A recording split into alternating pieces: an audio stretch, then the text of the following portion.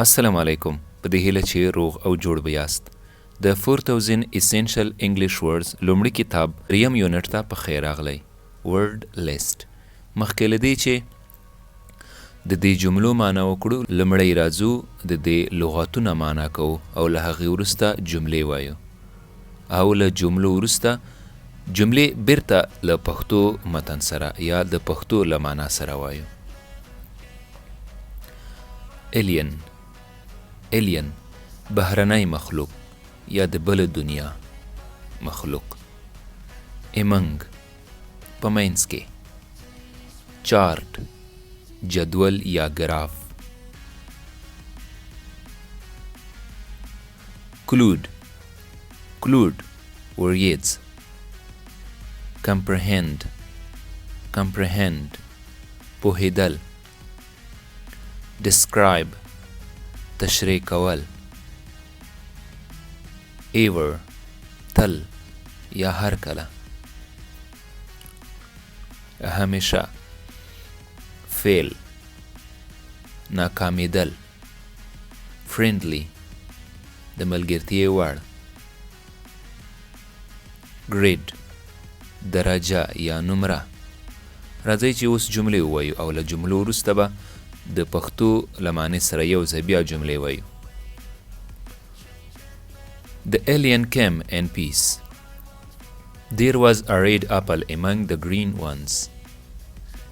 We used a chart to see how we had improved. Clued. The sky was filled with white clouds. Henry could not comprehend the message. Describe. They described their tree as a colorful with gold ribbon and a star. Ever. Going skiing last winter was the most fun I have ever had. Fail. Since he failed to get a job, he was sad. Friendly. The friendly animals came up to the girl. Grade. I managed to get good grades in my report card. راځئ چې اوس یې د پښتو له معناو سره ووایو. The alien came in peace. د alien په سوله راغی یا د alien په سوله راغلل. The alien came in peace. د alien په جوړښت یا په سوله راغی. امنګ په منځ کې. There was a red apple among the green ones. دلته یوه سره مڼه وه د شنو مڼو په منځ کې. چارت ګراف یا جدول. We used a chart to see how we had improved.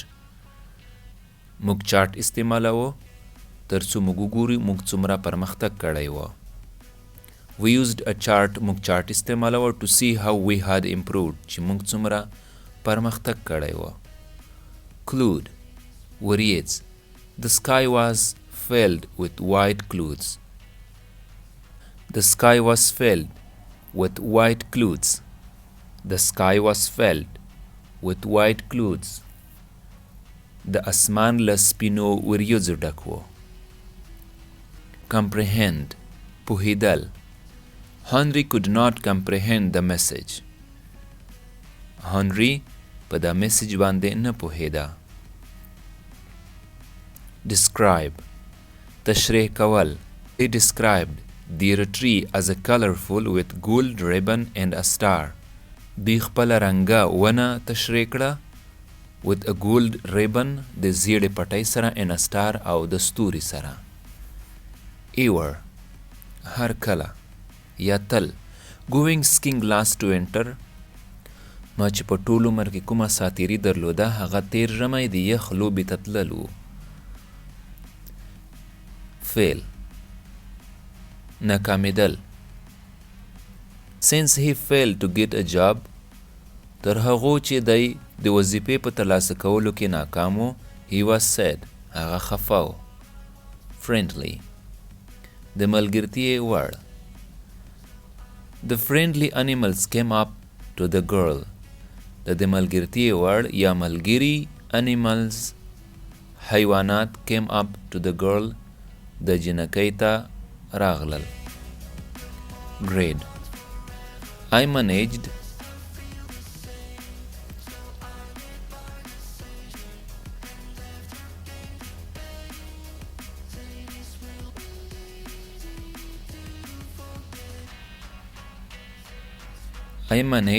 to get good grades in my report card.